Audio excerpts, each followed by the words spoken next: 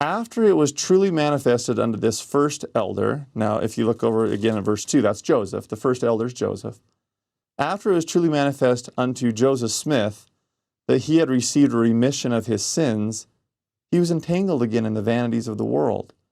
Now, stop right there. This is why you have to know the first vision accounts. And I hope you've all read them. Sometimes you'll hear critics of the church say, Joseph Smith didn't talk about the first vision. Joseph Smith didn't publish an account of the first vision. He made it up 10 years later. The first published version of the first vision didn't come out until 1840.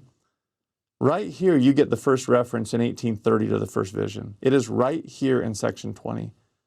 And if you know the 1832 account, Joseph was seeking a remission of his sins, and he prayed to God in the woods, and the first thing that God said to him is, Joseph, my son, thy sins are forgiven thee.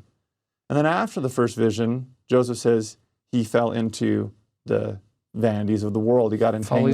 Follies of youth, foibles of human nature. So right here, please mark verse 5. This is the first published version of the first vision.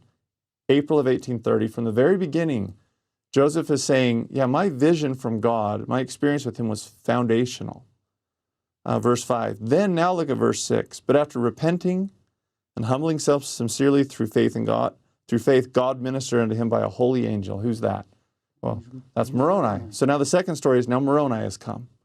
Now he's 17, and Moroni is going to give him commandments. And he talks about whose garments were pure and white, and he gave him commandments which inspired him. I love that phrase too. Like, Joseph, your heart's not quite right yet. I'll work with you. Let's get some things right. And Joseph's like, this inspired me. Now the third story, and he gave him power from on high by the means which were before prepared to translate the Book of Mormon. Now, so the third founding story is God gave Joseph Smith power and authority to translate the Book of Mormon. So then that's the third story, is with that power, Joseph translates the Book of Mormon, verse 9, which is a record of a fallen people, has the fullness of the gospel of Jesus Christ. Now, here's the fourth story. In most of our narratives, we would go, first vision, Moroni, Book of Mormon, and then priesthood. Priesthood coming through John the Baptist. Through John the Baptist. James and John. Joseph doesn't go there. Joseph says, which was given by inspiration, meaning the translation of the Book of Mormon, and is confirmed to others by the ministering of angels, and is declared unto the world by them. So his fourth founding story is the three witnesses of the Book of Mormon.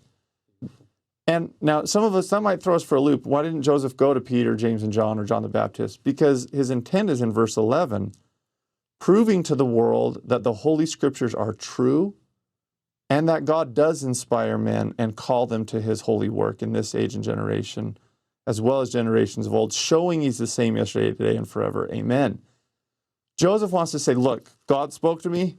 He gave me a book. I translated it.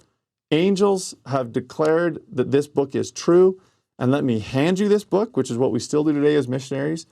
And if you read the Book of Mormon, you will know that Joseph Smith was called to be a prophet also, proving that God did call him. That's the logic of those four stories there.